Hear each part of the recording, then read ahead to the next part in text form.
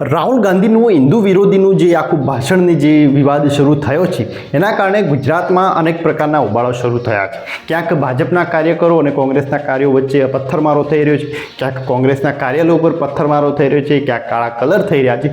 આખી ઘટનાઓ થઈ રહી છે અને એમાં ભાજપના આગેવાનો, ક્યાંક ભાજપના નેતાઓ એવું કહી રહ્યા છે કે કોંગ્રેસની આખી વિચલિત માનસિકતા છે અને એના કારણે આ બધું થઈ રહ્યું છે અને કોંગ્રેસ ખુદ પથ્થરમારો કરાવી રહી છે.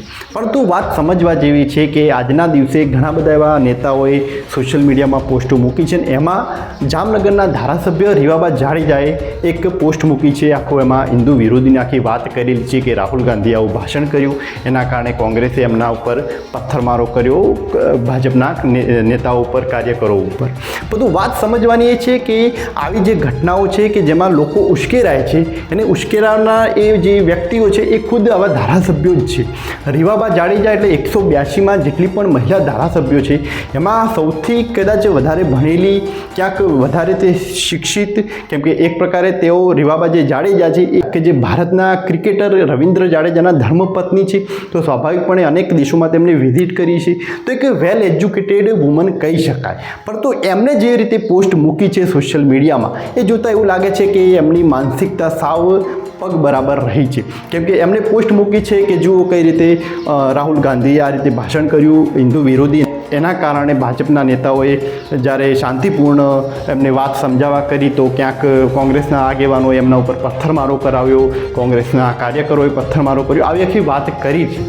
પણ તું વાત મને એ કહું કે રાહુલ ગાંધીએ હિન્દુ વિરોધી કોઈ પણ સ્ટેટમેન્ટ આપ્યું જ નથી.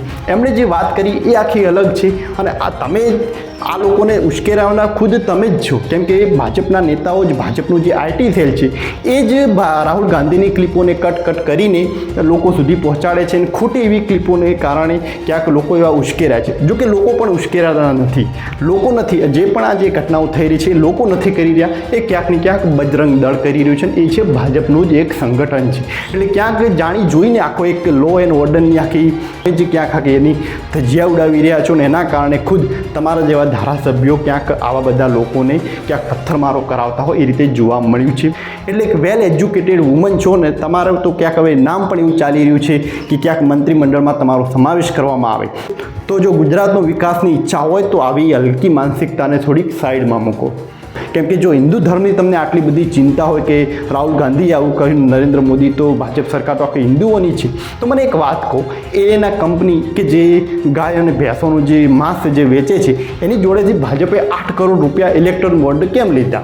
એનો પણ સવાલનો જવાબ જરૂર આપજો. અને જો હિન્દુ ધર્મની તમને આટલી બધી ચિંતા હોય તો હિન્દુ ધર્મમાં તો સાસુ અને સસરાની પણ સેવા કરવાનું લખેલું છે, તો તમે કેમ તમારા સાસુ અને સસરાની સેવા નથી કરતા? તમારા ઉપર પણ એલિગેશન લાગેલા હતા. પણ તો એ વાત જ્યારે કરશું તો ત્યારે તમે જરૂર કહેશો કે આ તો મારું પર્સનલ વાત છે. પણ તો આવી ઘટનાઓ થાય છે તો એવું તેમાં દેશપ્રેમ તમને જાગી જાય છે. થોડાક સચેત બનવાનો પ્રયત્ન કરો હવે.